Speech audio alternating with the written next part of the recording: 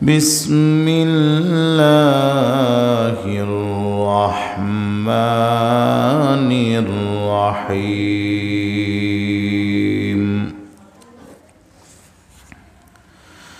فاستجاب لهم ربهم أني لا أضيع عمل عامل منكم من ذكر أو أنثى بعضكم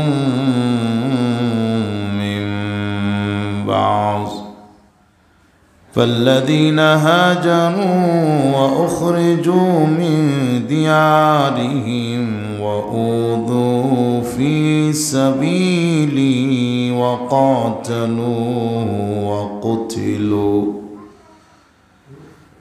وقاتلوا لأكفرن عنهم سيئاتهم ولأدخلنهم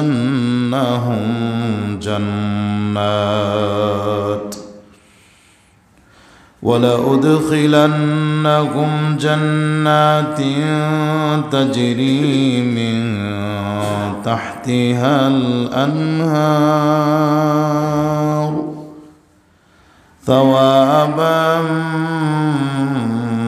من عند الله والله عنده حسن الثواب.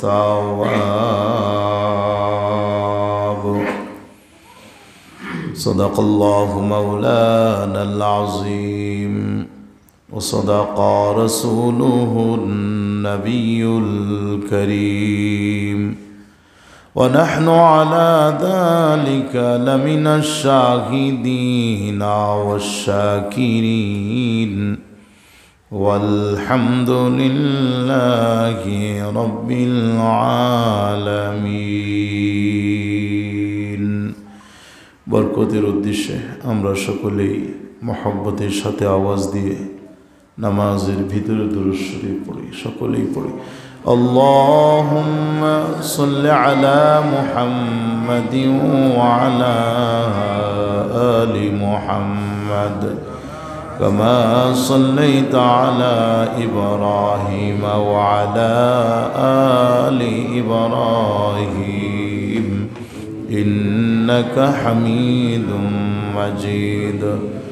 আল্লাহুম্মা বারিক আলা মুহাম্মাদিন ওয়া আলা আলি মুহাম্মাদ কামা বারাকতা আলা ইব্রাহিম ওয়া আলা আলি ইব্রাহিম ইন্নাকা হামিদুম মাজিদ। بلغ العلا بكماله كشف الدجى بجماله حسنت جميع خصاله صلوا عليه وآله. بلغ العلا بكماله كشف الدجى بجماله حسنت جميع خصاله صلوا عليه وآله.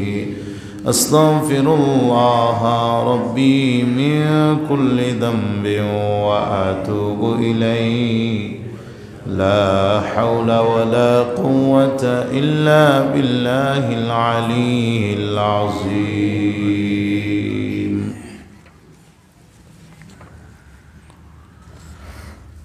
সাত দিন ব্যাপী তাফসিরুল কোরআন মাহফিলের আজকে শেষ দিন, সপ্তম দিন। আজকের এই মোবারক তাফসিরুল কোরআন মাহফিলে উপস্থিত হযরত উলামায়ে কেরাম, আমার পিতৃসমতুল্য মুরব্বী সাহেবান, প্রাণের যুবক ভাইরা, সর্বস্তরের মুসলমান ভাই ও বন্ধুগণ, পর্দার আড়ালে বসে গভীর মনোযোগ দিয়ে শুনতেছেন আমার সম্মানিত মুসলিম মা ও মহিলারা। মহান আল্লাহ তাআলার অজস্র মেহেরবানি, যিনি আমাদেরকে দয়া করেছেন, মায়া করেছেন, যিনি আমাদেরকে মহব্বত করেছেন, ভালোবেসেছেন, যিনি আমাদেরকে পছন্দ করেছেন, বাছাই করে নিয়ে এসেছেন, আমাদেরকে মনোনীত করেছেন, যিনি আমাদেরকে কবুল করেছেন, তৌফিক দান করেছেন। আমরা আল্লাহ এবং আল্লাহর রসুলের মহব্বত নিয়ে, কোরআন ও হাদিসের ভালোবাসা নিয়ে আজকের এই মোবারক তাফসিরে, বরকতময় মজলিসে, জান্নাতের বাগানে আসার বসার, দিনই জরুরি কিছু কথা বলার এবং শোনার সুযোগ দান করলেন।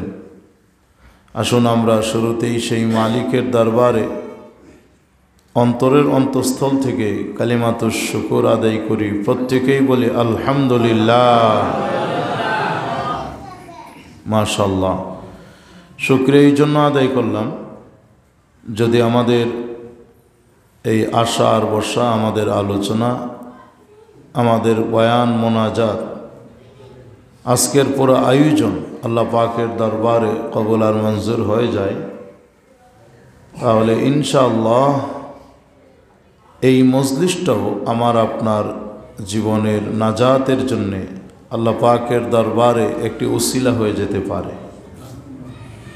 আমরা সবাই রোজাদার, রোজাদারের দোয়া আল্লাহর দরবারে কবুল হয়। আমরা দোয়া করি আল্লাহ যেন আমাদের আজকের আয়োজনকে কবুল করেন, বলেন আমিন। এই মেহনত, এই পরিশ্রম, এই আয়োজনের বরকতে আল্লাহ তাআলা আমাদের জীবনের তামাম গুনাহ খাতাগুলি মাফ করে দেন, বলেন আমিন।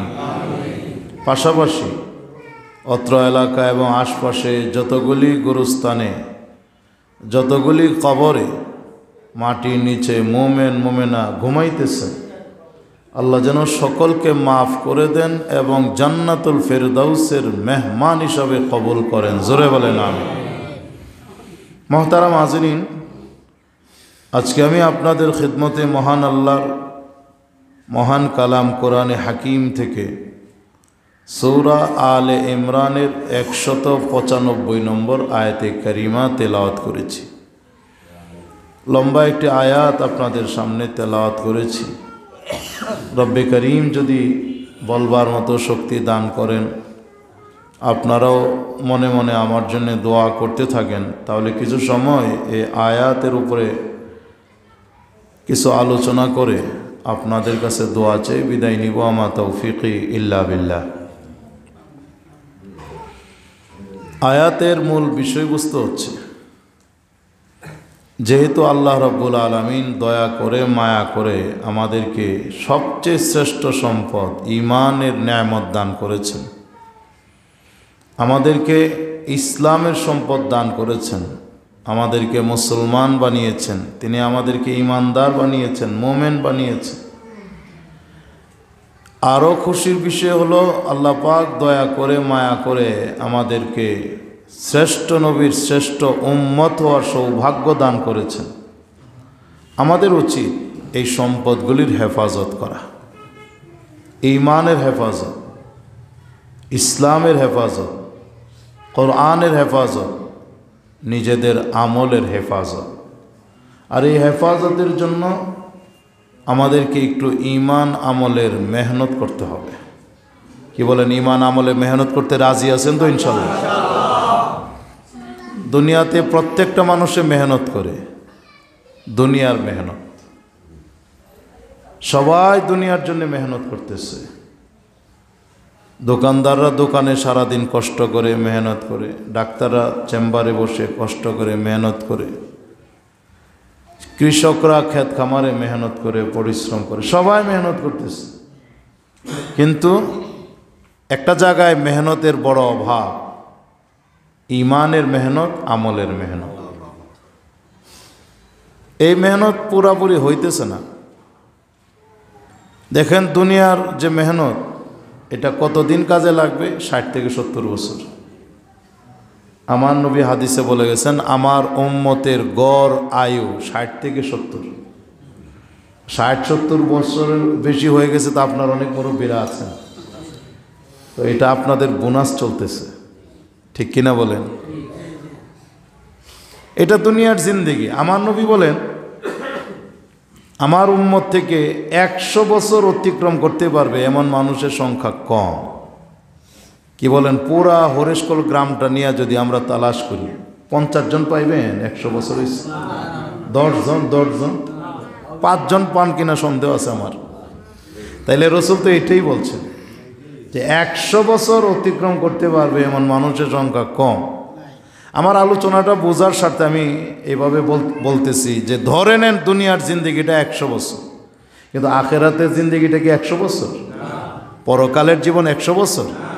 100 কোটি বছর বললেও তো আমার ভুল হবে, কারণ আখেরাতের জীবন এমন একটা জীবন, এই জীবনের শুধু শুরু আছে, তার আর কোনো, বলেন সবাই, তার আর কোনো শেষ নাই। এখন বিবেক থেকে বলেন, 60-70 বছরের জিন্দেগির জন্য মাথার ঘাম পায়ে ফেলতেছি। আপনাদের নবাবগঞ্জের পোলাপান বিদেশ যাওয়ার জন্য পাগল, আমাদের কাছে দোয়া চাই, মাহফিলে দোয়া চাই, ফোনে অনেকে দোয়া চায়, বিদেশ থেকেও ছেলেরা আমাদের কাছে দোয়া চায়। তো এই যে কষ্টটা করতেছি আমরা, এটা দুনিয়ার জিন্দেগিকে একটু শান্তিময় করার জন্য, একটু আরামদায়ক করার জন্য। 60-70 বছরের হায়াতের জিন্দেগির জন্য এই কষ্ট, অথচ যেই জীবনে শুরু আছে শেষ নাই, ওই জীবনের জন্য কত মেহনত দরকার, কত আমল দরকার, সেই ব্যাপারে আমরা অনেকেই উদাসীন, গাফেল। এই জন্যে আমাদের একটু মেহনত দরকার, ইমানের মেহনত, আমলের মেহনত। মেহনত করলে জিনিস দামি হয়। এই যে আমার শরীরে একটা জামা আছে, এটা তো এরকম ছিল না, এটার পিছনে অনেক মানুষের মেহনত লাগছে, একটা জামা হয়ে গেছে, দামি হয়ে গেছে। কে বলেন কথা ঠিক না? তো দুনিয়ার জিনিসের পিছনে, যে কোনো জিনিসের পিছনে মেহনত করলে জিনিস দামি হয়, সুন্দর লাগে। এই যে আমি আসার পরে এবার আপনাদের মসজিদ এবং সব কিছু বাউন্ডারি দেখা আমার খুব ভালো লাগছে, যে পরিবেশটা দিন দিন খালি সুন্দর হইতেছে। এলাকার মানুষের মন দিল সুন্দর, কারণ যাদের অন্তরে কোরআনের ভালোবাসা আছে, মহব্বত আছে, তারাই তো কোরআনের আলোচনার মজলিস কায়েম করতে পারে। কি বলেন? নবাবগঞ্জের প্রত্যেক মসজিদে এই ব্যবস্থা আছে? নাই, 1-2টা মসজিদে আছে। আগামী সপ্তাহে আমি সোনা হাজরা আসবো, তো এইরকম কিছু জায়গায় ব্যবস্থা আছে। তা আপনাদের দিলে দিনের বেলা কাজের ব্যস্ততা, এরপরও সব পেছনে ফেলে আপনারা কষ্ট করে আসছেন কোরআনের মহব্বতে। আমার বিশ্বাস আপনারা যা আসছেন এর চেয়ে অনেক গুণ বেশি আমার মা বোনরা আসছেন, ঠিক না? আল্লাহ তাদেরকেও কবুল করেন, জোরে বলেন আমিন। এটা ইমানের মেহনত, এটা আমলের মেহনত, এটা আখেরাতের মেহনত। প্যান্ডেল ভরে গেছে মা বোনদের, মাশাআল্লাহ। এত মা বোনরা আসছে, আরও আসবে ইনশাল্লাহ। দুয়ার আগে অনেক মা বোনরাও আসবে ইনশাল্লাহ, সামিল হবে তারা। তো এইটা এই এলাকার জন্য আমি বলবো একটা সৌভাগ্য, কারণ কোরআন আছে যেখানে, রহমত আছে সেখানে। বলেন, কোরআন আছে যেখানে, যার সিনার ভিতরে আছে কোরআন, তার উপরে আছে আল্লাহর রহমত। যেই বাড়িতে আছে কোরআন, যেই বাড়িতে কোরআন পাঠ করা হয়, কোরআন তেলাওয়াত করা হয়, ওই বাড়ির উপরে আমার আল্লাহ খাস রহমত আর শান্তি নাজিল করে। যে এলাকায় আছে কোরআনের প্রতিষ্ঠান, কোরআনের মাদ্রাসা, যেখানে 24 ঘন্টা কোরআনের তেলাওয়াত হয়, তাহাজ্জুদের নামাজে দাঁড়িয়ে দাঁড়িয়ে তালেবে ইলমরা লম্বা সময় ব্যাপী তাহাজ্জুদের নামাজ পড়তে থাকে। নামাজ পড়ে পড়ে দোয়ার মধ্যে তারা চোখের পানি ফেলে ফেলে আল্লাহর দরবারে নিজেদের জন্য, বাবা মার জন্য, এলাকাবাসীর জন্য, দেশবাসীর জন্য দোয়া করে। এর বরকতে আমার আল্লাহ ওই এলাকার উপরে রহমত আর বরকত নাজিল করে। আল্লাহর কাছ থেকে রহমত টেনে আনার একটা চুম্বক শক্তি হচ্ছে এই কোরআন। পৃথিবীতে লোহার চুম্বক আছে, চুম্বক লোহাকে নিজের দিকে টেনে নিয়ে আসে, ঠিক তেমনি হবে আল্লাহর রহমতকে টেনে আনা। আসমানে থাকুক আর জমিনে থাকুক আল্লাহর রহমত, এই রহমতকে টেনে নিয়ে আসার সবচেয়ে বড় চুম্বক শক্তি হচ্ছে এই 30 পারা কোরআন। জোরে কোন সুবহানাল্লাহ। আল্লাহ যেন এই কোরআনের আয়োজনকে কিয়ামত পর্যন্ত জারি রাখেন। জোরে বলেন আমিন। মুহতারাম হাজরিন, আমি আরজ করতেছিলাম এই আয়াতের আলোকে ইমানের মেহনত লাগবে, আমলের মেহনত লাগবে। এর জন্য একটু কষ্ট করতে হবে। দুনিয়ার জিন্দেগিটা আসলে একটু কষ্টের জিন্দেগি। দেখেন, এই দুনিয়াতে জান্নাতের শতভাগ সুখ শান্তির আশা করা যায় না। কেউ যদি আশা করে এটা হবে বোকামি। কারণ এই পৃথিবীতে কেউ যদি সুখে শান্তিতে থাকতে পারতেন তাইলে নবী রাসূলগণ সবচেয়ে সুখে শান্তিতে আরামে থাকতে পারতেন, ঠিক না? অথচ প্রত্যেক নবীর আলোচনা করে দেখেন, ইতিহাস খুঁজে দেখেন, সব নবী রাসূলরাই ঈমানের জন্যে এবং কালিমার দাওয়াত দেওয়ার জন্য তারা কষ্ট স্বীকার করেছে, সাংঘাতিক কষ্ট। আল্লাহর এক পয়গম্বর হযরত নূহ আলাইহিস সালাম অনেক কষ্ট করেছেন। আল্লাহ তাআলা নূহ নবীর নামে কোরআনে কারিমের মধ্যে একটি সূরা নাজিল করেছেন, সূরা নূহ। মুহতারাম হাজিরিন, কোরআনে অবতীর্ণ 114টি সূরা। 114টি সূরার ভিতরে অনেকগুলি সূরার নাম আল্লাহ তাআলা নবী রাসূলদের নামে নামকরণ করেছেন। হযরত ইউসুফ আলাইহিস সালামের নামে কোরআনে একটি সূরা আছে, সূরা ইউসুফ, আছে কি না? হযরত হুদ আলাইহিস সালামের নামে একটি সূরা আছে, সূরা হুদ। হযরত ইউনুস আলাইহিস সালামের নামে একটি সূরা আছে, সূরা ইউনুস। হযরত ইব্রাহিম আলাইহিস সালামের নামে কোরআনে একটি সূরা আছে, সূরা ইব্রাহিম। এমনিভাবে আমাদের প্রিয় নবীর নামেও একটি সূরা আছে, সূরা মুহাম্মদ। আর নূহ নবীর নামে আল্লাহ একটি সূরা নাজিল করেছেন, সূরা নূহ। ওই সূরার ভিতরে হযরত নূহ আলাইহিস সালামের কর্ম, তার আমল সবিস্তারে আমার আল্লাহ আলোচনা করেছেন। এর মধ্যে আমার আল্লাহ এক জায়গায় আলোচনা করেন, ক্বালা ইন্নী দাউতু কওমি লাইলান ওয়া নাহারা ফালাম ইয়াজিদহুম দুআই ইল্লা ফিরারা। হযরত নূহ আলাইহিস সালাম আল্লাহকে ডেকে বলে, আমার রব, হে আমার মালিক, আমি আর আমার সমাজকে, আমার জাতিকে, আমার কওম, আমার সম্প্রদায়কে তোমার দিকে দাওয়াত দিয়েছি, আহ্বান করেছি। আল্লাহ, যতই ডাকি, যতই আহ্বান করি, দিন নাই রাত নাই, যখনই তাদেরকে পেয়েছি দাওয়াত দিয়েছি, কিন্তু যতই দাওয়াত দেই ওরা শুধু আমার কাছ থেকে ভাগে, আমাকে দেখলে পলায়ন করে। আমি যখন এক রাস্তা দিয়ে আসি ওরা আমার রাস্তা ছেড়ে ভিন্ন রাস্তায় চলে যায়। শুধু তাই না আল্লাহ, আমি এদেরকে তোমার দিকে আহ্বান করি যেন তুমি তাদেরকে মাফ করে দিতে পারো, কিন্তু এরা করে কি, জাআলু আসাবিআহুম ফি আযানিহিম। আল্লাহ, আমি যখন ওদেরকে দাওয়াত দেই, তোমার দিকে আহ্বান করি, এরা এমন জালেম, এরা এমন পাপিষ্ঠ, নিজেদের কানের ভিতরে আঙ্গুল ঢুকায় রাখে। পয়গম্বরের কথা যেন কানে ঢুকতে না পারে, কানের ভিতরে আঙ্গুল দিয়ে রাখে। পয়গম্বরের চেহারা দেখতে রাজি না, এই জন্যে পয়গম্বরের চেহারা যেন দেখা না লাগে, তারা নিজেরা নিজেদের চেহারার সামনে কাপড় ঝুলিয়ে রাখে, নিজেদের চেহারার সামনে কাপড় দিয়ে রাখে, কানের ভিতরে আঙ্গুল ঢুকিয়ে রাখে। অথচ নবী রাসূলদের চেহারা দেখলে, নবী রাসূলদের ওয়ারিস ওয়ারাসাতুল আম্বিয়া, হক্কানি রব্বানি আলেম উলামা, পীর মাশায়েখ, বুজুর্গানে দ্বীনের চেহারা দেখলে আমার আল্লাহ সগীরা গুনাহগুলি মাফ করে দেয়।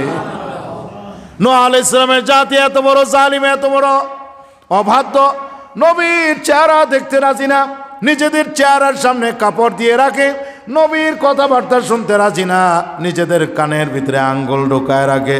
আল্লাহ, ওরা আমার সাথে জিদ করে, ওরা আমার সাথে অহংকার করে, ঔদ্ধত্য প্রদর্শন করে। শুধু তাই না, কালিমার দাওয়াত দেওয়ার কারণে লোকেরা নূহ আলাইহিস সালামকে মারতে মারতে, প্রহার করতে করতে একেবারে অজ্ঞান আর বেহুশ করে ফেলতো। ওরা মনে করতো নূহ নবী বুঝি মারা গেছে, তার ইন্তেকাল হয়ে গেছে। ধরাধরি করে নূহ নবীকে তার বাড়িতে নিয়ে যেত, বাড়িতে রেখে আসতো। আসতো তারা মনে করতো ঝামেলা শেষ, কিন্তু ব্যাপারটা এরকম নয়। নূহ আলাইহিস সালাম তখনও মারা যান নাই, বরং অত্যধিক মারপিটের কারণে, আঘাতের কারণে তিনি অজ্ঞান আর বেহুশ হয়ে গেছেন।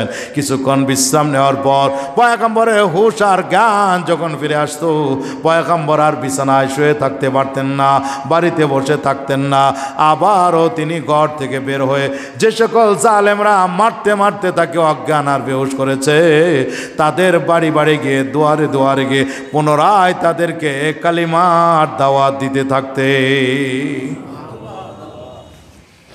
মার খাইছেন বারবার, এরপরেও দাওয়াত বন্ধ রাখেন নাই।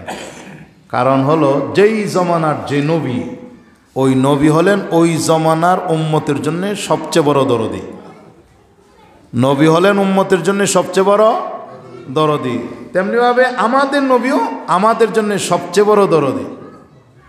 আল্লাহর পরে আমার নবী হলেন সবচেয়ে বড় দরদি, দুনিয়াতেও পরকালেও। বিশেষ করে হাশরের ময়দানে আমার আপনার নাজাতের জন্য নবী কাঁদবেন, উম্মত গুনাহের মুক্তির ব্যবস্থা করবেন, সুপারিশ করবেন। জোরে কন্যা সুবহানাল্লাহ। এই জন্য আমার নবী হলেন সবচেয়ে বড় দরদি। মুহতারাম হাজিরিন, হযরত নূহ আলাইহিস সালামকে এইভাবে মারতে মারতে শারীরিকভাবে লাঞ্ছিত করেছে, অজ্ঞান আর বেহুশ করেছে। শুধু তাই না, প্রত্যেক নবী রাসূলকে এমন কষ্ট দিয়েছে। আপনারা ইতিহাস জানেন, ইব্রাহিম আলাইহিস সালামকে তদানীন্তন সময়ের সরকার প্রধান মিস্টার নমরুদ বিশাল অগ্নিকুণ্ড তৈরি করে আগুনের মধ্যে ফেলে দিয়েছিল। ঠিক কিনা জোরে বলে? পুড়িয়ে মারার প্ল্যান করেছিল, কিন্তু মারতে পারছেনি, পারে নাই। হেফাজত করেছেন কে? আল্লাহ। এভাবে প্রত্যেক নবীকে কষ্ট দিয়েছে। মূসা আলাইহিস সালামকে তার জাতি অনেক কষ্ট দিয়েছে। এমনি হবে সর্বশেষ আমার আপনার প্রাণের নবী, বিশ্ব নবী মুহাম্মদুর রাসূলুল্লাহ সাল্লাল্লাহু আলাইহি সাল্লামকে মক্কাবাসীরা অনেক অনেক কষ্ট দিয়েছে। আহারে, ইতিহাস সাক্ষী আপনারা জানেন, কাফের বেঈমানেরা আমার নবীকে নামাজ পড়া অবস্থায়ও জুলুম থেকে রেহাই দেয় নাই। নামাজ পড়তেছেন আমার নবী, তখনও নবীর সাথে জুলুম করা হয়েছে। ঠিক কিনা জোরে বলেন? নবীজি কাবা চত্বরে দাঁড়িয়ে নামাজ পড়তেছেন। আবু জেহেল এই দৃশ্য দেখে তার কর্মীদেরকে, যুবকদেরকে আহ্বান করলো। আবু জেহেলের ডাকে যখন লোকেরা জমায়েত হয়ে গেল, আবু জেহেল বলতে লাগলো, যুবকেরা, একটা বড় কাজ করতে হবে। এই যে মুসলমানদের নবী নামাজ পড়তেছে, কাবা চত্বরে দাঁড়িয়ে নামাজ পড়তেছে, নামাজে থাকা অবস্থায় বড় একটা কাজ করতে হবে। আবু জেহেল বলে, আমি আসার পথে রাস্তার কিনারায় এক জায়গায় দেখে এসেছি, উটের বিশাল আকারে একটা হুজুরি পচা নারী বুড়ি পড়ে আছে। তোমাদের মধ্যে কে আছে রে উটের পচা নারী বুড়িটা নিয়ে আসবে? মুহাম্মদ যখন সেজদায় লুটিয়ে যাবে, মুহাম্মদের মাথার উপরে উটের পচা নারী বুড়িটা ফেলে দিবে। জোরে জোরে কন্যা নাউজুবিল্লাহ। আবু জেহেল যখন এ আহ্বান করলো, এক বেঈমান, এক নরপিশাচ দাঁড়িয়ে গেল। তার নাম হচ্ছে উকবা ইবনে আবি মুআইত। কই, বস, আমি যাই আপনার আশীর্বাদ কামনা করি, উটের পচা নারী বুড়িটা আমি নিয়ে আসবো। সে নিয়ে আসছে। আমার আপনার নবী রুকু শেষ করে যখন সেজদায় গেছেন, এমনই উটের পচা নারী বুড়িটা আরো দু একজনকে সাথে নিয়ে ধরাধরি করে সোজা আমার নবীর মাথার উপরে ফালায়া দিছে। কত বড় জালেম, কত বড় নিকৃষ্ট! যেমন নেতা এমন কর্মী। নেতাও দুষ্ট, কর্মীও দুষ্ট। ঠিক কিনা জোরে বলে? নেতা ঘোষণা করছে নবীর মাথার উপরে উটের পচা নারী বুড়ি ফালাইতে হবে, কর্মীও সেই কাজটা কইরা আসছে। মোহতারাম হাজিরিন, হযরত ফাতেমাতুজ জাহরা রাদিয়াল্লাহু তাআলা আনহা সংবাদ পেয়ে দৌড়ে আসলেন। নবীজির মাথার উপর থেকে উটের পচা নারী বুড়িগুলি সরাইলেন। এরপর আমার আপনার নবী সেজদা থেকে মাথা উঠাইছে। এত কষ্ট আমার নবীকে তারা দিছে। তায়েফের ময়দানে আমার নবী রক্তে রঞ্জিত হয়েছেন। ঠিক কিনা বলেন? উহুদের ময়দানে আমার আপনার নবী দ্বীনের জন্য দান মোবারক শহীদ করেছেন। ঠিক কিনা আওয়াজ দিয়ে বলেন? একটা দুইটা না, 27টা যুদ্ধে আমার নবী অংশগ্রহণ করেছেন। কাফেরদের বিরুদ্ধে লড়াই করেছেন, যুদ্ধে নেতৃত্ব দিয়েছেন। অনেকগুলি যুদ্ধে রাসূল যেতে পারেন নাই। বিশেষ কোনো সাহাবীর নেতৃত্বে কাফেলা তৈরি করে অভিযানে পাঠিয়ে দিয়েছেন, যুদ্ধে পাঠিয়ে দিয়েছেন। এই কারণে আমার আপনার নবী দ্বীনের জন্য অনেক অনেক কষ্ট করেছেন, যার কোনো তুলনা চলে না। তবে আমার আপনার নবী যেমন দ্বীনের জন্য, কোরআনের জন্য, ইসলামের জন্য কষ্ট করেছেন, ঠিক তেমনিভাবে নবীর পাশাপাশি সাহাবায়ে কেরামও অনেক কষ্ট করেছেন। পুরুষ সাহাবীরা যেমন কষ্ট করেছেন, মহিলা সাহাবীরাও দ্বীনের জন্য আমার নবীর জন্য অনেক কষ্ট করেছে। এই জন্য ইসলামের প্রথম শহীদ একজন মহিলা, মহিষী নারী মা সুমাইয়া রাদিয়াল্লাহু তাআলা আনহা। সর্বপ্রথম যিনি ইসলাম কবুল করেছেন তিনি মা খাদিজাতুল কুবরা রাদিয়াল্লাহু তাআলা আনহা। নবীজির উপরে সর্বপ্রথম ঈমান এনেছেন, নবীজির সাথে সর্বপ্রথম তিনি নামাজ আদায় করার সৌভাগ্য অর্জন করেছেন। নিজের জীবন, যৌবন, বাড়িঘর, ব্যবসা প্রতিষ্ঠান সব কিছু আমার রাসূলের জন্য উৎসর্গ করে দিয়েছিলেন মা খাদিজা। মা খাদিজার সম্পদের মাধ্যমে আমার নবী দ্বীন ইসলামের প্রচার করে গেছেন। জোরে জোরে বলেন সুবহানাল্লাহ। মোহতারাম হাজিরিন, আবু জাহেলের এক বান্দি ছিল হযরতে জিন্নিরা রাদিয়াল্লাহু তাআলা আনহা। আল্লাহ পাকের ইচ্ছা আবু জাহেল এত বড় নেতা, তার কপালে এত নসিব হয় নাই, অথচ তার ঘরের বান্দি, তার ঘরের দাসী, কাজের বোয়া হযরতে জিন্নিরা কালিমা পড়ে পাক্কা ঈমানদার। সুবহানাল্লাহ বলে। হযরতে জিন্নিরা অনেক দিন পর্যন্ত তিনি যে ঈমানদার, ঈমানের বিষয়টা গোপন ছিল। কুখ্যাত আবু জাহেল এই বিষয়ে অবগত হওয়ার পরে একটা লাঠি নিয়ে হযরতে জিন্নিরার মাথায় প্রচণ্ডভাবে আঘাত করে। জিন্নিরা রাদিয়াল্লাহু তাআলা আনহার মাথা ফেটে যায়, রক্তে রঞ্জিত হয়ে গেছেন হযরতে জিন্নিরা, এবং দুইটা চোখ ক্ষতিগ্রস্ত হয়েছে, চোখের পাওয়ার নষ্ট হয়ে গেছে, তিনি অন্ধ হয়ে গেছেন। আবু জাহেল এখানে শেষ করে নাই, কাটা গায়ে লবণের সেটা দেওয়ার মতো বলতে লাগলো, জিন্নিরা তোমাকে বলছিলাম মুহাম্মদের উপর থেকে ঈমান প্রত্যাহার করো, কালিমা ছাড়ো, ঈমান ত্যাগ করো। আমি যেসব মূর্তি পূজা করি সেসব মূর্তির পূজা করো, মূর্তির গায়ে সেজদা করো, কিন্তু তুমি তো আমার কথা রাখলে না। আমার লাঠির আঘাতে তোমার মাথা ফাটছে, কথা ঠিক, কিন্তু তুমি যে অন্ধ হয়ে গেছো এটার কারণ জানোনি? এটার কারণ হলো তোমাকে না বলছিলাম মূর্তি পূজা করার জন্য, তুমি তো মূর্তি পূজা করতে রাজি হও নাই। এই কারণে আমার মূর্তিরা, দেব দেবীরা তোমার উপরে নারাজ হয়ে গেছে, নাখোশ হয়ে গেছে, মূর্তিগুলো তোমারে বদদুয়া দিয়েছে, এই কারণে তুমি অন্ধ হয়ে গেছো। জোরে জোরে কন নাউজুবিল্লাহ। হযরতে জিন্নিরা বললেন, না না নেতা, এটা হতে পারে না। সব কথা মানতে পারি, এই কথাটা মানতে পারি না, কারণ মূর্তি মানুষের উপকারও করতে পারে না, অপকারও করতে পারে না, কারো লাভও করতে পারে না, কারো ক্ষতিও করতে পারে না। ঠিক কিনা জোরে বলেন। জিন্নিরা রাদিয়াল্লাহু তাআলা আনহা কষ্ট করে নিজের কামরার ভিতরে চলে গেলেন, জমিনে কপাল টেকে সেজদায় লটিয়ে পড়ে চোখের পানি ফেলে ফেলে আল্লাহকে ডেকে বলে, আল্লাহ আমি আমার ঈমান রক্ষার জন্যে আমি শহীদ হতে রাজি, আমার উপরে যত জুলুমান নির্যাতন করা হোক সব বরদাস্ত করতে রাজি, কিন্তু আবু জাহেলের একথা মানতে রাজি না। আবু জাহেল আমাকে বলছিল মূর্তি পূজা করার জন্য, মূর্তির অভিশাপ নাকি আমার উপরে পড়ছে, মূর্তির বদদুয়া আমার গায়ে লাগছে, এই কারণে নাকি আমি অন্ধ হয়ে গেছি। না না না, এটা হতে পারে না। মূর্তি কোনো কিছু করতে পারে না, চোখেও দেখে না, কথাও বলতে পারে না, কানেও শুনতে পারে না, উপকার অপকার কিছুই করতে পারে না। আল্লাহ, আবু জাহেল এই বলে বলে আমাকে লজ্জা দেয়, আর যেন আমাকে শরম দিতে না পারে, লজ্জা দিতে না পারে। আবু জাহেল নিজেই যেন লজ্জিত হয়ে যায়। মূর্তির যে কোনো পাওয়ার নাই, মূর্তি যে অথর্ব, মূর্তি যে ব্যর্থ, এই কথাটা প্রমাণ করার জন্যে আল্লাহ আমি তোমার কাছে ভিক্ষা চাই। আমার দুইটা চোখ নষ্ট হয়ে গেছে, আল্লাহ গো পুনরায় আমাকে আবার দুইটা চোখ দান করো, চোখের পাওয়ার দান করো, যাতে করে আমি যেন সম্মানিত হই, আবু জাহেল যেন লজ্জিত হয়ে যায়।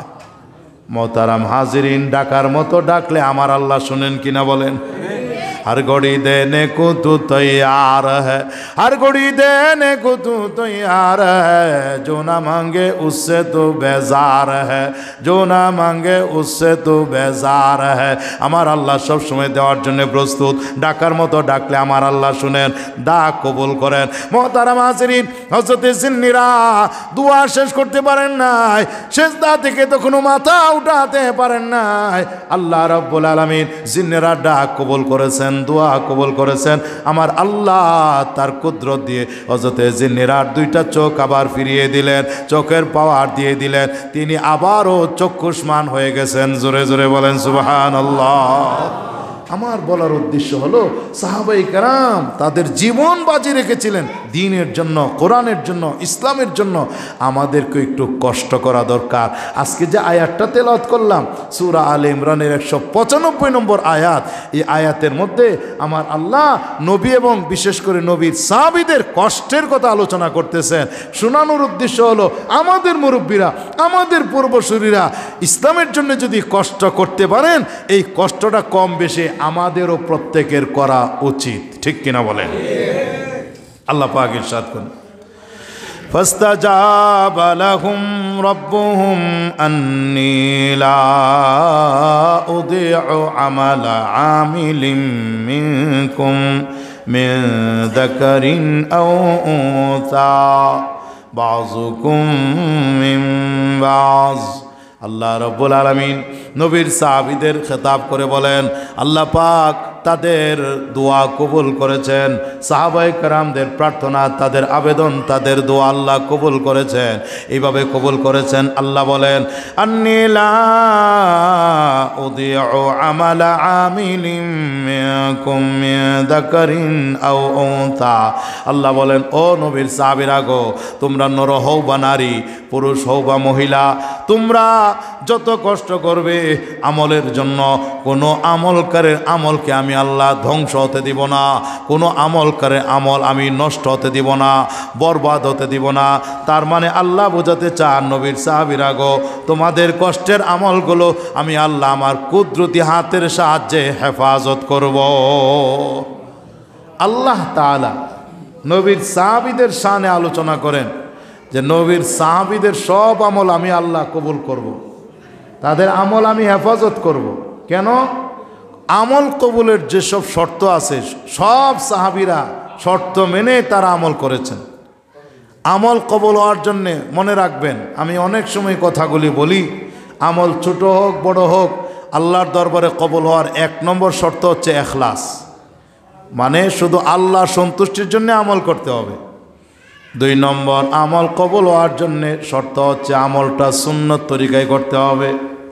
মন গড়াভাবে যেমনে তেমনে আমল করলে আমল কবুল হবে না। 3 নম্বর শর্ত, ইখলাস যেমন থাকতে হবে, সুন্নত যেমন থাকতে হবে, সাথে সাথে আয় রোজগার উপার্জনটা, ইনকামটাও হালাল হতে হবে।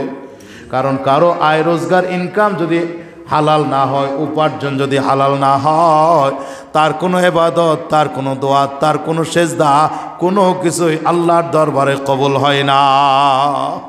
মুহতারাম হাজিরিন, এই 3টা শর্ত লাগে। একটা হলো ইখলাস, একটা হলো সুন্নত, আর একটা হলো উপার্জন হালাল হওয়া। সাহাবায়ে কেরাম প্রত্যেক সাহাবী এই 3টা শর্ত 100% মেনেই তারা আমল করেছিলেন। এই জন্যে আল্লাহ পাক তাদের শানে বলেন, আন্নী লা উযীউ আমালা আমিলিন মিনকুম মিন যাকারিন আও উনসা বাযুকুম মিন বায। নবীর সাহাবীরা গো, আমি আল্লাহ তোমাদের কারো আমল ধ্বংস হতে দিব না, নষ্ট হতে দিব না।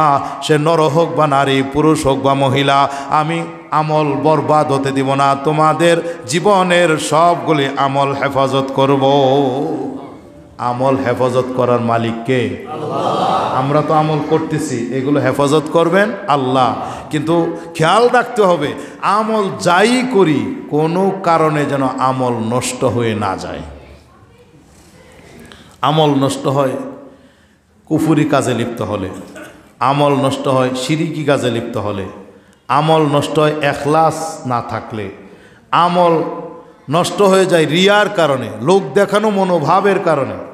আপনি ইবাদত করতেছেন, নামাজ পড়তেছেন, উদ্দেশ্য যদি থাকে যে মানুষ দেখুক, তাইলে এই আমল আল্লাহর দরবারে কবুল হবে না।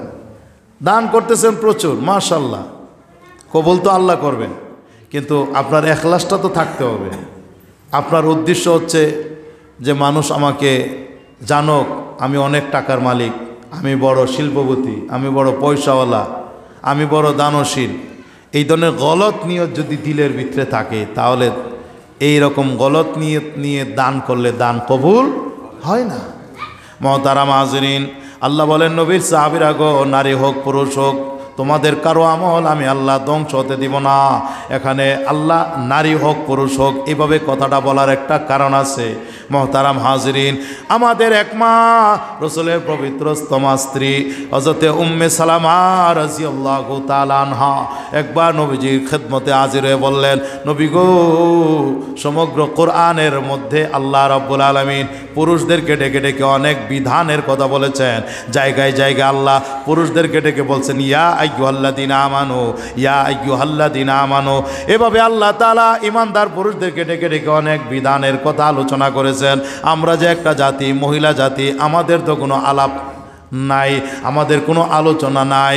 তখনই আমার আল্লাহ আজকের তেলাওয়াতকৃত সূরা আলে ইমরানের 195 নম্বর আয়াত নাজিল করে বিষয়টা ক্লিয়ার করে বললেন, মিন যাকারিন আও উনসা, নবীর সাহাবীরা গো, তোমরা পুরুষ হও অথবা মহিলা, পুরুষ হও অথবা মহিলা, মহিলার কথাটাও স্পষ্ট করে বলে দিলেন, পুরুষ হও অথবা মহিলা, আমল করো আমল, তোমরা যত আমল করবে, কোনো আমলকারীর আমল আমি আল্লাহ ধ্বংস হতে দিব না, আমি আল্লাহ নষ্ট হতে দিব না, আমি আল্লাহ তোমাদের আমলগুলোকে হেফাজত করব।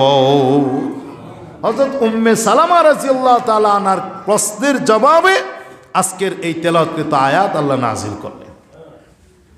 আরেকবার হযরত উম্মে সালামা রাদিয়াল্লাহু তাআলা আনহা নবীজিকে খুব গুরুত্বপূর্ণ একটি জটিল প্রশ্ন করেছিলেন, ইয়া রাসূলুল্লাহ, আমরা শুনছি জান্নাতের মধ্যে আল্লাহ তাআলা হৌর গিলমান তৈরি করে রাখছেন, হৌররা তো হবে অনেক সুন্দরী।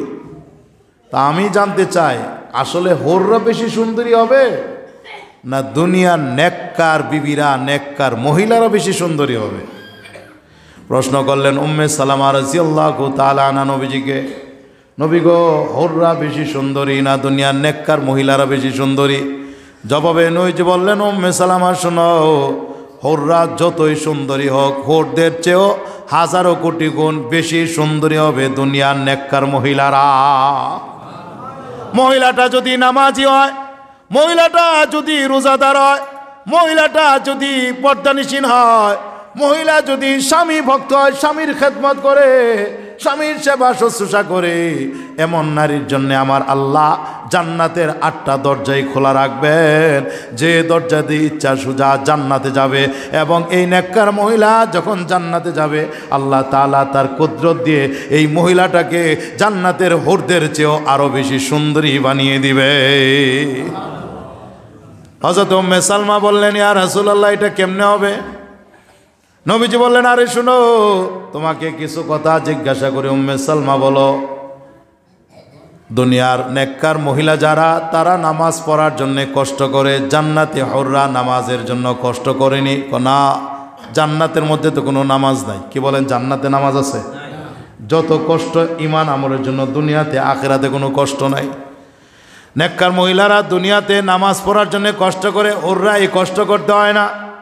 ও মুসলমান, রমজান মাসে রোজা রাখার যে কষ্ট, এই কষ্টটা দুনিয়ার নেককার মহিলারা স্বীকার করে, এটা কি জান্নাতের হৌররা করেনি? না, জান্নাতে হৌররা তারা রোজা রাখে না, রোজা রাখার কষ্টও বুঝে না। ও মুসলমান বলো, দুনিয়ার নেককার মহিলারা সন্তান গর্ভে ধারণ করে, সন্তানের জন্য প্রসব বেদনার কষ্ট সহ্য করে, বুকের নিংড়ানো দুধ অন্তত 2 বছর পর্যন্ত সন্তানকে পান করায়, স্বামীর জন্য কষ্ট করে, ঘর দুয়ার গুছায় রাখে, রান্না বান্না করে, কাপড় চোপড় ধৌত করে, আরও কত কষ্ট না তারা করে। বলো, জান্নাতে হৌররা কি এই কষ্টগুলা করেনি? না না না, এই কষ্টগুলি জান্নাতে হৌররা করে না। এবার আল্লাহ নবী বললেন, দুনিয়ার নেককার বিবিরা, নেককার মহিলারা নামাজের জন্য কষ্ট করে, রোজার জন্য কষ্ট করে, বিভিন্ন ইবাদতের জন্য কষ্ট করে, সন্তান লালন পালনের কষ্ট করে, স্বামীর খেদমতের জন্য কষ্ট করে। আল্লাহ নবী তখন বললেন, শোনো, আলবাসাল্লাহু বুজুহাকুন্নান নূর, এই সমস্ত ইবাদতের কারণে, এই সমস্ত কষ্টের আমলগুলির কারণে আল্লাহ তাআলা দুনিয়ার নেককার বিবিকে এসে যখন জান্নাতে যাবে, জান্নাতে হৌরদের চেয়েও বেশি সুন্দরী বানিয়ে দিবে। এই বিষয়টা আমরা জানতে পারছি হযরত উম্মে সালমা রাদিয়াল্লাহু তাআলা আনহার প্রশ্নের মাধ্যমে। প্রশ্নের মাধ্যমে অনেক কিছু জানা যায়। মা উম্মে সালমা নবীজিকে প্রশ্ন করছেন, নবীজি জবাব দিয়েছেন, এখন সারা বিশ্বের মানুষ এই বিষয়টা জানে। তো তার প্রশ্নকে কেন্দ্র করে আজকের তেলাওয়াতকৃত আয়াত আল্লাহ নাজিল করলেন।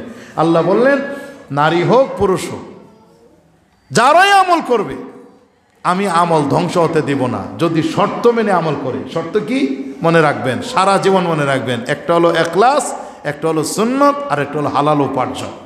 এই তিনটা শর্ত আমল, ইবাদত, দোয়া আল্লাহর দরবারে কবুল হওয়ার জন্য। এরপর আমার আল্লাহ সাহাবায়ে কেরামদের 5টা কষ্টের কথা এখানে আলোচনা করতেছেন, খেয়াল করেন। আল্লাহ বলেন, ফাল্লাযীনা হাজারু وأخرجوا من ديارهم وأوذوا في سبيلي وقاتلوا وقتلوا لأكفرن عنهم سيئاتهم ولأدخلنهم جنات تجري من تحتها الأنهار ثوابا من عند الله والله عنده حسن الثواب। আল্লাহ জানায় দেন, ও বিশ্ববাসী শোনো, নবীর সাহাবীরা কত কষ্ট করেছেন। নবীর জন্য কষ্ট, ইসলামের জন্য কষ্ট, দ্বীনের জন্য কষ্ট, কোরআনের জন্য কষ্ট, দ্বীন প্রচারের জন্য তারা কষ্ট করেছেন। 1 নম্বর তাদের কষ্টের মধ্যে একটা কষ্ট হলো ফাল্লাযীনা হাজারু, তারা হিজরত করেছে। সাহাবায়ে কেরামের একটা কষ্ট হলো তারা হিজরত করেছে। হিজরত কি? ঈমান রক্ষার জন্য নিজের দেশ ছেড়ে আরেক দেশে চলে যাওয়া। সাহাবায়ে কেরাম নিজের দেশ মক্কা ত্যাগ করে বাড়ি ঘর ফেলে তারা মদিনাতে হিজরত করেছেন, ঠিক না বেটি? প্রথমে একদল সাহাবী আবিসিনিয়াতে হিজরত করেছেন। তো এক পর্যায়ে আল্লাহ পাক যখন অনুমতি দিলেন, তখন রাসূল করিম সাল্লাল্লাহু আলাইহি ওয়াসাল্লাম সাহাবায়ে কেরামকে বলে দিলেন, 2 জন 4 জন 5 জন 7 জন করে করে যার যার সুবিধা মতো রাত্রির অন্ধকারে তোমরা হিজরত করো। হিজরত অত্যন্ত একটা কঠিন আমল। বাড়িঘর ছেড়ে সব ফেলে চলে যাওয়া। আপনাদের যেমন বাড়িঘর আছে, বাড়িঘরে ফার্নিচার ইত্যাদি আছে, ঠিক সাহাবায়ে কেরামের বাড়িঘর ছিল, খাট পালং ফার্নিচার সবই ছিল। সব ফেলে তারা যে নিজের দেশ ছেড়ে আরেক দেশে ভিন দেশে চলে গেছেন, এটা একটা বড় কষ্টের আমল, ঠিক কিনা? এক সাহাবী সাদ ইবনে আবি ওয়াক্কাস রাদিয়াল্লাহু তাআলা আনহু, তিনি যখন হিজরত করবেন, বউ বাচ্চা নিয়ে রওনা করতেছেন রাত্রির অন্ধকারে। আবু জেহেল টের পেয়ে গেছে, লোকজন নিয়ে ঘেরাও করছে, বলতেছে, সাদ কই যাও? কয়, না আর মক্কায় থাকবো না, মদিনায় চলে যাব, হিজরত করতেছি। আবু জেহেল বলে, ভালো কথা, হিজরত করবা। তুমি একলা যদি যাইতে চাও যাইতে পারো, তোমার বিবিকে, তোমার ছেলে মেয়ে, এদের কাউকে তোমার সাথে যেতে দেওয়া হবে না। তুমি এক কাপড়ে চলে যাইবা, যদি যাইতে চাও যাইতে পারো, বিবিকেও দেওয়া হবে না, বাচ্চাদেরকেও দেওয়া হবে না, এদেরকে মক্কায় রেখে দিব। সাদ রাদিয়াল্লাহু আনহু বললেন, ঠিক আছে, বিবি বাচ্চাকে যদি রেখে দেই তাহলে আমাকে যাইতে দিবে কিনা? হ্যাঁ, তুমি একলা যাইতে পারবা। সাদ রাদিয়াল্লাহু তাআলা আনহু গেলেন মদিনায়। 20 দিন পার হয়ে গেছে। 20 দিন চলে যাওয়ার পর নবীজি লক্ষ্য করলেন সাদ ইবনে আবি ওয়াক্কাস রাদিয়াল্লাহু আনহু মনটা মরা মরা, চেহারাটা মলিন, মনে হয় মনটা একেবারে মরা মরা। নবীজি জিজ্ঞেস করলেন, সাদ কি ব্যাপার, তোমার মনটা খারাপ মনে হচ্ছে? হ্যাঁ ইয়া রাসূলুল্লাহ, আমার মনটা অনেক খারাপ। আমি আপনি তো অনেক সময় কথা ঘুরায় ফেলাই, ভিতরে একটা বাইরে একটা, ঠিক না?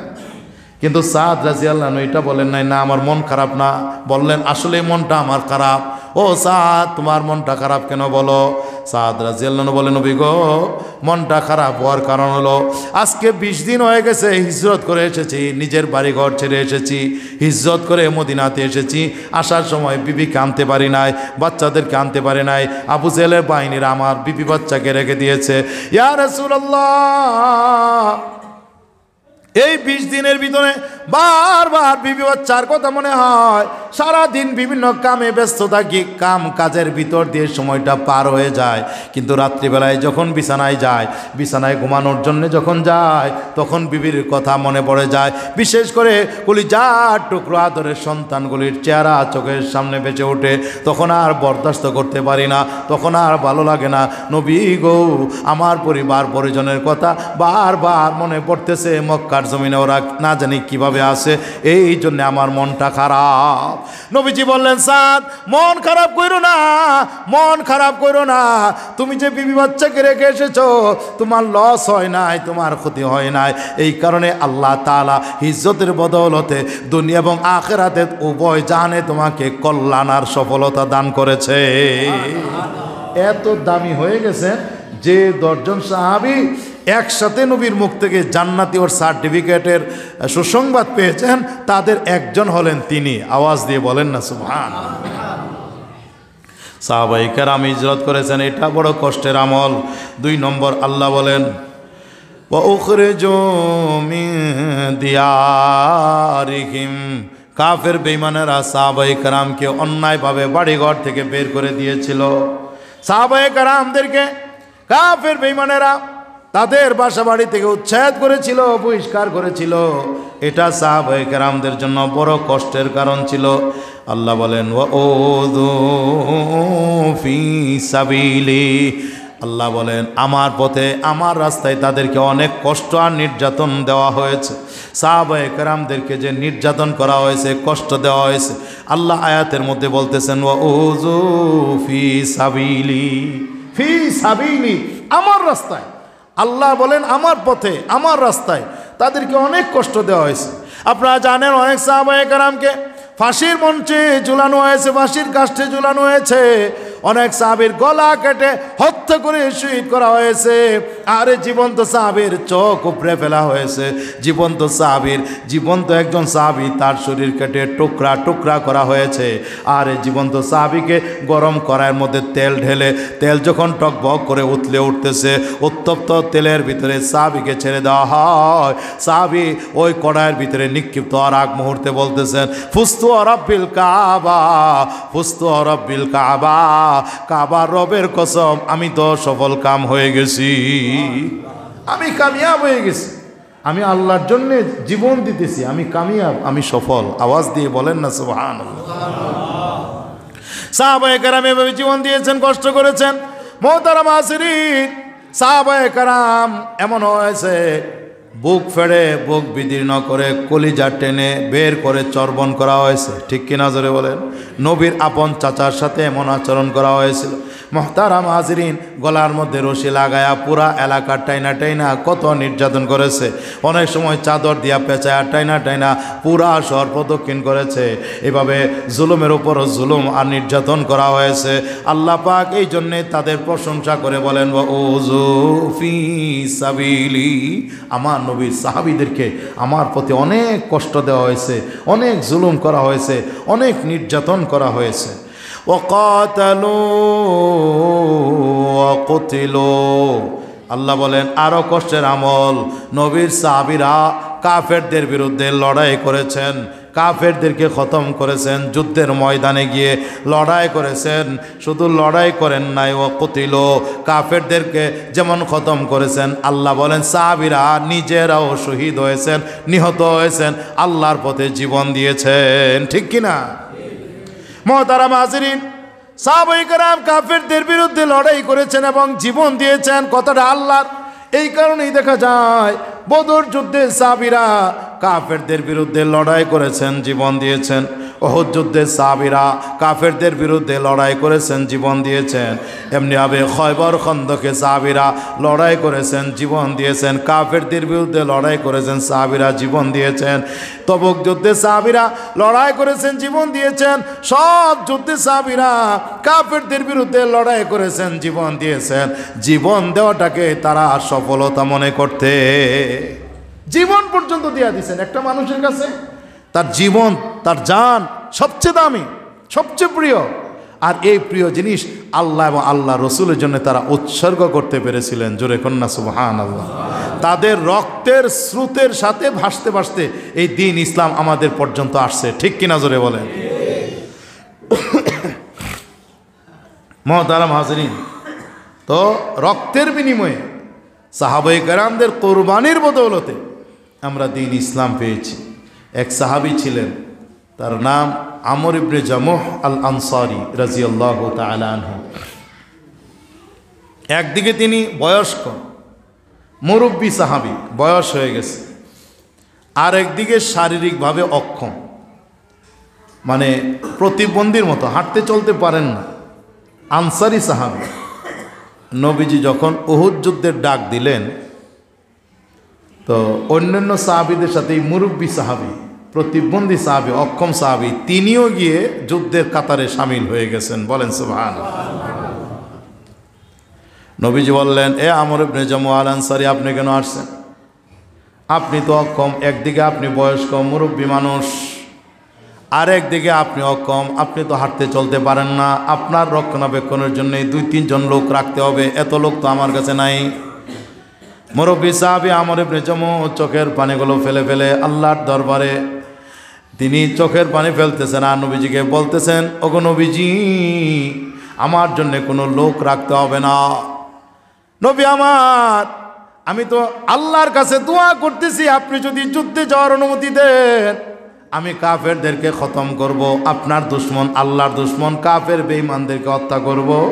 সাথে সাথে আমি এটাও চাই, আমি যেন আল্লাহর পথে শহীদ হতে পারি, নিজের জীবন উৎসর্গ করে আমি যেন জান্নাতে কাফেলার সদস্য হতে পারি, সেটা আমি চাই। মেহেরবানি করে আমাকে যুদ্ধে যাওয়ার অনুমতি দেন। সাহাবীর অত্যধিক আগ্রহের কারণে এক পর্যায়ে নবীজি মুরব্বীকে অনুমতি দিয়ে দিলেন। এই সাহাবী আগে বাড়িতে গেলেন, ঘর থেকে একটা তরবারি হাতে নিলেন, আল্লাহকে ডেকে বলে, আল্লাহ, আমার দোয়া তুমি কবুল করো। আল্লাহ গো, নবী আমাকে অনুমতি দিয়েছেন যুদ্ধে যাওয়ার জন্য।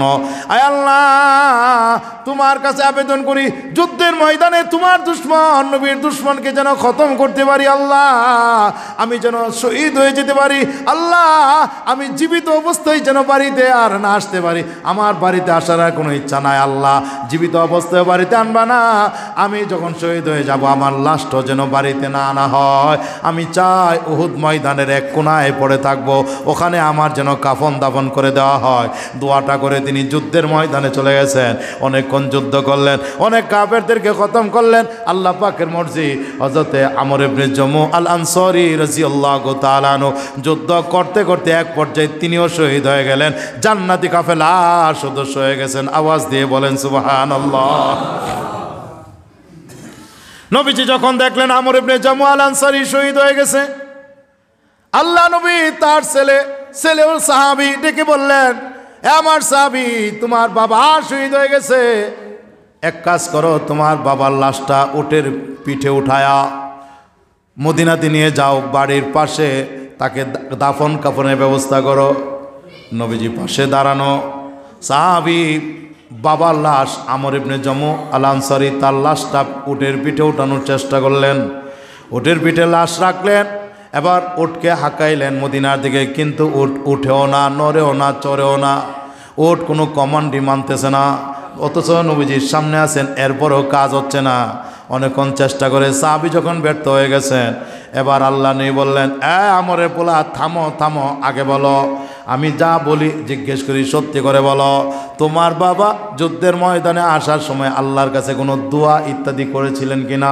হ্যাঁ ইয়া রাসূলুল্লাহ, সুন্দর একটা দোয়া করছিলেন। কি দোয়া করছিলেন? এবার আমরের পোলা সাহাবী তিনি কয়, আমার বাবা আপনার অনুমতি পাওয়ার পরে অত্যধিক খুশি হয়ে গেছেন। ঘর থেকে তরবারি নিয়ে উঠানে দাঁড়িয়ে খোলা আকাশের নিচে হাত দুইটা লম্বা করে দোয়া করে, আল্লাহ আমাকে জিহাদের ময়দানে যাওয়ার জন্য তৌফিক দাও, কবুল করো। আমি যেন আল্লাহ তোমার দুশ্মন, তোমার রাসূলের দুশ্মনকে খতম করতে পারি। আল্লাহ, আমি যেন শহীদ হয়ে যেতে পারি। আমার দোয়া তুমি কবুল করো। আল্লাহ, আমাকে আর বাড়িতে ফিরে আইনো না, জীবিত অবস্থায়ও না, মৃত অবস্থায়ও না, আমি উহুদ ময়দানের এক পাশে পড়ে থাকতে চাই। নবীজি এই দোয়ার কথা শুনে ছেলের মুখ থেকে শুনে বললেন, সাহাবী রে, তোমার বাবার দোয়া আল্লাহর দরবারে কবুল হয়ে গেছে, অতএব যতই চেষ্টা করো কোনো কাজ হবে না, তোমার বাবার লাশ আর মদিনায় নেওয়া যাবে না। উঠ যাবে না, লাশ নিবে কেমনে? ঠিক আছে, অন্যান্য সাহাবীদের কাফন দাফনের ইন্তজাম যেমন উহুদ ময়দানে হবে, তাদের সাথে তোমার বাবার লাশটারও কাফন দাফনের ইন্তজাম আমি করব। জোরে জোরে কোন সুবহানাল্লাহ। সাহাবায়ে কেরাম এত কষ্ট করেছে, এর ফলে আল্লাহ ঘোষণা দিয়েছেন, যারা দ্বীনের জন্য, নবীর জন্য, ইসলামের জন্য, কোরআনের জন্য এত কষ্ট করে, আল্লাহ বলেন লাউকাফিরান্না আনহুম সাইয়্যাতিহিম ওয়া লাউদখিলান্নাহুম জান্নাত। আল্লাহ বলেন, আমি তাদের জীবনের সব পাপগুলি মোচন করে দিব, মাফ করে দিব। বলেন সুবহানাল্লাহ। সাহাবায়ে কেরামদের আমলগুলি বর্ণনা করে আল্লাহ বলেন, আমি এদেরকে মাফ করে দিব। শুধু মাফ করব না, আমি এদেরকে জান্নাতে ঢুকিয়ে দিব। আওয়াজ দিয়ে জোরে বলেন সুবহানাল্লাহ। জীবনের গুনাহ মাফ হবে এবং তারা জান্নাতি হবে। আমি আপনাদেরকে জিজ্ঞেস করি, যেই কাজ, যে আমল করার কারণে, যেই মেহনতের বদৌলতে সাহাবায়ে কেরাম তাদের মাফের সুসংবাদ পাইলেন, জান্নাতি হওয়ার সুসংবাদ পাইলেন, এই কষ্ট আমল আমরা যদি কম বেশি করি, তাইলে আল্লাহ আমাদেরকে মাফ করবেন না? আল্লাহ আমাদেরকে জান্নাত দিবেন না? আল্লাহ এটাই আয়াত থেকে আমাদেরকে শোনাইতেছেন, তারা কষ্ট করছেন, তোমরাও কষ্ট করো। তারা কষ্ট করার কারণে ক্ষমা পাইছে, জান্নাত পাইছে, তোমরাও ক্ষমা পাইবা, জান্নাত পাইবা। আল্লাহ তো ক্ষমা করতে চান, ক্ষমার দিকে আহ্বান করতেছেন। দেখেন, দুনিয়ার প্রশাসন অপরাধীদেরকে খুঁজে শাস্তি দেওয়ার জন্য, ঠিক না? অপরাধীদেরকে তালাশ করে, যারা বিভিন্ন ধরনের দুর্ঘটনা ঘটায়, এদেরকে তালাশ করে প্রশাসন শাস্তি দেওয়ার জন্য। আর আমার আল্লাহ গুনাহগারদেরকে, অপরাধীদেরকে তালাশ করে ক্ষমা করার জন্য। জোরে কন্যা সুবহানাল্লাহ। এক আয়াতে আল্লাহ ডাকতেছেন, ওয়াসারিউ ইলা মাগফিরাতিম মির রাব্বিকুম ওয়া জান্নাতিন আরদুহাস সামাওয়াতু ওয়াল আরদ উইদ্দাত লিল মুত্তাকিন। আল্লাহ বলেন, ও ইমানদার, ও দুনিয়াবাসী, তোমরা দুইটা কাজের জন্য প্রতিযোগিতা করো, দৌড়ে আসো।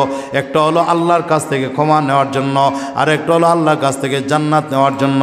যে জান্নাত এত বড়, এত বিশাল, যার বিশালতা আসমান জমিনের বিশালতার মতো। আল্লাহর আসমান যত বড়, জমিন যত বড়, আল্লাহর একটা জান্নাত তার চেয়ে আরও অনেক বড়, অনেক বড়। আল্লাহ বলেন, ওই জান্নাত নেওয়ার জন্য এবং আল্লাহর কাছ থেকে ক্ষমা নেওয়ার জন্য তোমরা দৌড়ে আসো। আল্লাহ ডাকতেছেন, ক্ষমা নেওয়ার জন্য আসো, তাড়াতাড়ি করো, প্রতিযোগিতা করো। ক্ষমার কথাটা আগে বলছেন, আমার আল্লাহ ক্ষমার কথাটা 1 নম্বরে বলছেন, জান্নাতের কথাটা পরে বলছেন, 2 নম্বরে বলছেন। ব্যাখ্যায় মুফাসসিরিন কেরাম উল্লেখ করেছেন, এটার কারণ হলো, খেয়াল করেন, যে কোনো মানুষ ততক্ষণ পর্যন্ত আল্লাহর কাছ থেকে জান্নাত লাভ করতে পারবে না যতক্ষণ পর্যন্ত আগে জিন্দিগির গুনাহগুলি মাফ না করা হবে। গুনাহ লইয়া কোনো মানুষ জান্নাতে যাইতে পারবে না। গুনাহ লইয়া যাওয়ানোর কোনো ভাব আছে? গুনাহ লইয়া যাইতে পারবে না। তাহলে কি করতে হবে? গুনাহ ক্ষমা করাইতে হবে। দুনিয়াতে যদি তওবা করে, আল্লাহ গুনাহ মাফ করে দেন।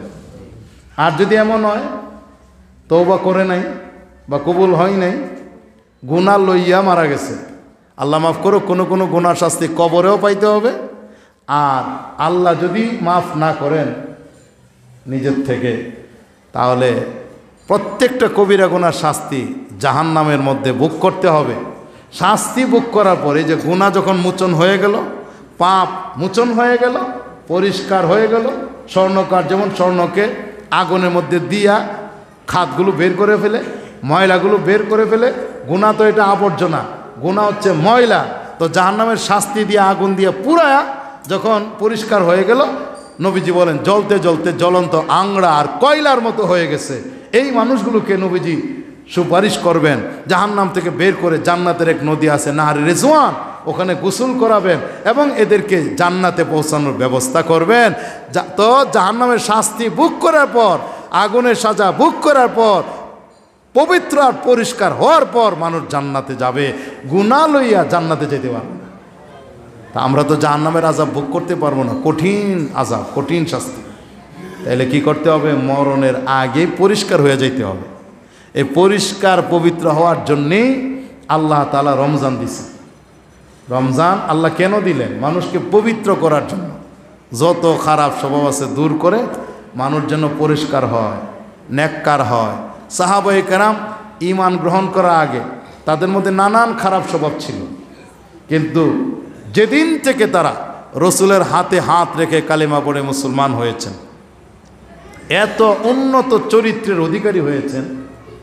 1,44,000 সাহাবী, একজন সাহাবীও মুসলমান হওয়ার পর থেকে মরণের আগ পর্যন্ত জিন্দিগিতে কোনো দিন কোনো একটি বার মিথ্যা কথা বলেন নাই।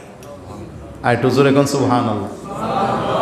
কোনো একজন সাহাবী, ইতিহাস সাক্ষী, 1,44,000 মানে সহজে বোঝার জন্য ধরেন 1.5 লক্ষ সাহাবী। এই সাহাবীদের মধ্যে মুসলমান হওয়ার পর থেকে মরণ পর্যন্ত জীবনে কোনো দিন একজনও একটা মিথ্যা কথা বলেন না। তাইলে তাদের চরিত্র কত সুন্দর ছিল। যেখানে আমরা রমজানে অনেকে মিথ্যা কথা বলে না, রমজানেও মিথ্যা কথা কয় অনেক মুসলমান। মুহতারাম হাজিরিন, তো রমজান আল্লাহ দিয়েছেন আমাদেরকে পবিত্র করার জন্য, তাকওয়ার গুণে গুণান্বিত হওয়ার জন্য, ভালো মানুষ হওয়ার জন্য, মুত্তাকি হওয়ার জন্য, জান্নাতি হওয়ার জন্য। যদি আমি আপনি কাজে লাগাইতে না পারি, এত লম্বা একটা সময় আমি যদি কাজে লাগাইতে না পারি, তাহলে ক্ষতিগ্রস্ত হয়ে যাব, রসুলের বদদোয়ায় পড়ে যাব।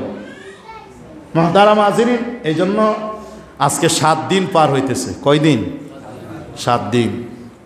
বাকি যে মাসের বাকি দিনগুলো আছে, রমজানের বাকি দিনগুলো আছে, আমি অনুরোধ করে বলে যাই, আপনারা মেহেরবানি করে রোজা তো সবাই রাখবেনই, রাখতেছেন, সাথে সাথে আমলের ব্যাপারেও তৎপর হওয়া।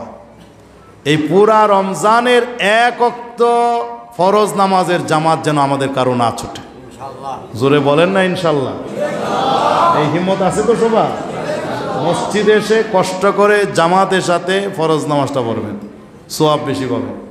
তারাবির নামাজ মসজিদে এসে জামাতের সাথে পড়বেন। কয় রাকাত পড়বেন কন? মাশাল্লাহ, 20 রাকাত তারাবি, 20 রাকাতে 20টা রুকু, 40টা সেজদা। আর আপনি যে তেলাওয়াত শুনতেছেন তারাবির নামাজে, 1 খতম তেলাওয়াত যদি আপনি শুনেন, আমার মন বলে আল্লাহ যদি কবুল করেন, তাহলে 70 খতম তেলাওয়াতের সওয়াব পেয়ে যাবেন ইনশাআল্লাহ। আল্লাহ তাআলা তো চাইলে রমজানে এক এক আমলের সওয়াব 70 গুণ বাড়িয়ে দেন, ঠিক না? তাহলে আপনি বিশাল সওয়াব পাবেন। তারাবির নামাজটা গুরুত্ব সহকারে জামাতের সাথে পড়বেন, তাহাজ্জুদের নামাজটা পড়বেন। রমজান মাস কোরআন নাজিলের মাস, কোরআন তেলাওয়াত করবেন। রমজান মাসে রোজাদারের দোয়া কবুল হয়, সেহরির টাইমে দোয়া কবুল হয়, ইফতারির আগ মুহূর্তে দোয়া করলে, ইফতার সামনে নিয়ে দোয়া করলে রোজাদারের এই দোয়া কবুল হয়। 3 ব্যক্তির দোয়া ফেরত দেওয়া হয় না, এর মধ্যে একজন হলো রোজাদার। রোজাদারের দোয়া ফেরত দেওয়া হয় না। আমাদের কতজনের কত সমস্যা, আমরা আল্লাহর কাছে বলি, তাহাজ্জুদের টাইমে আল্লাহর কাছে বলি, ইফতারির টাইমে দোয়ার ভিতরে আল্লাহর কাছে বলি, আল্লাহ দোয়া কবুল করবেন। রোজাদারদেরকে ইফতার সাহারির ব্যবস্থা করে দিবেন। আপনি একসাথেও অনেকের ইন্তজাম করা, একটা বাজেটের দরকার, এটা কঠিন হইতে পারে। এটা যাদের জন্য কঠিন, আপনি প্রতিদিন আপনার ইফতারিতে একজন রোজাদারকে শামিল করেন। একজন রোজাদারকে ইফতারির দস্তরখানায় শামিল করেন। যদি মহিলারা না থাকে, আপনারা পুরুষরা মিলে একটা কামরা ইফতার করতেছেন, একজন রোজাদারকে বসিয়ে দেন, একজন প্রতীককে ডাক দেন, একজন ভিক্ষুক, একজন মুসাফির, তার ইফতারের ইন্তজাম নাই, বাইরে ঘুরতেছে, ওকে নিয়ে বসেন। 30 দিনের 30 জন রোজাদার ইফতারির বদৌলতে আপনি 30টা নিজের 30 রোজার সওয়াব তো পাবেনই, আরও বাড়তি 30টা কবুল রোজার সওয়াব পেয়ে যাবেন ইনশাআল্লাহ। রমজান মাস সহমর্মিতার মাস, আমরা এই সহযোগিতা সহমর্মিতা প্রদর্শন করার চেষ্টা করি। রমজান মাসে বেশি বেশি করে দান করবেন। রমজানের বাইরে কেউ যদি দান করে, আল্লাহ কোরআনে আলোচনা করছেন, 1-এ 700 নেকি পায়। 1 টাকা দান করলে কত নেকি? 700 নেকি। এটা রমজানের বাইরে। আর রমজানে যদি 70 গুণ বেড়ে যায়, তাহলে তো কথাই নেই। আল্লাহ কোরআনে বলেন ওয়াল্লাহু ইউযাইফু লিমান ইয়াশা। মুহতারাম হাজিরিন, রমজানের বাইরে 1 টাকা দান করলে আমার আল্লাহ 700 নেকি দান করেন। রমজানে আল্লাহ 70 গুণ বাড়িয়ে দেন। এটা হলো সর্বনিম্ন।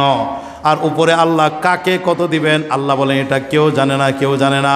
এটা আল্লাহ তার ইচ্ছা মতো বাড়িয়ে দিবেন। জোরে জোরে বলেন সুবহানাল্লাহ। আল্লাহ যেমন বড় দাতা, তার দানটাও তত বড়, ঠিক না? আল্লাহ অনেক দান করবেন। হাদিস শরীফে আছেন, নবীজি বলেন, আল্লাহ বলেছেন আস-সাওমু লি ওয়া আনা আজজি বিহি। আল্লাহর দান এত বড়, সব আমলের সওয়াব ফেরেশতারা নোট করে, কিন্তু রমজানের রোজার সওয়াবটা আল্লাহ কয় এটা আমার জন্য রাখা দাও। রোজা বান্দা আমার জন্য রাখছে, আমি নিজ হাতে এটার বদলা দিব, পুরস্কার দিব। সুবহানাল্লাহ বলে। তো রমজানের রোজার সওয়াবটা আল্লাহ নিজ হাতে দান করেন।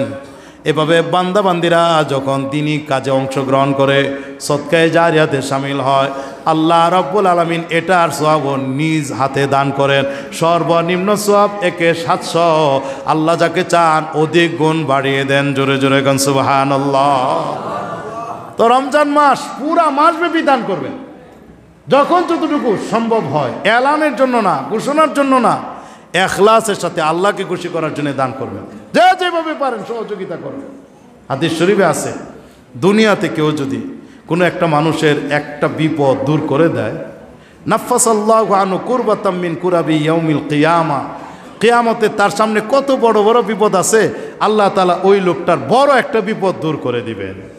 আপনি একটা মানুষের বিপদ দুনিয়াতে ছোটোখাটো একটা বিপদ দূর করবেন, বিনিময়ে আল্লাহ তাআলার আপনার কিয়ামতের দিনের পরকালের বড় একটা বিপদ আপনার থেকে দূর করে দিবেন। বলেন সুবহানাল্লাহ।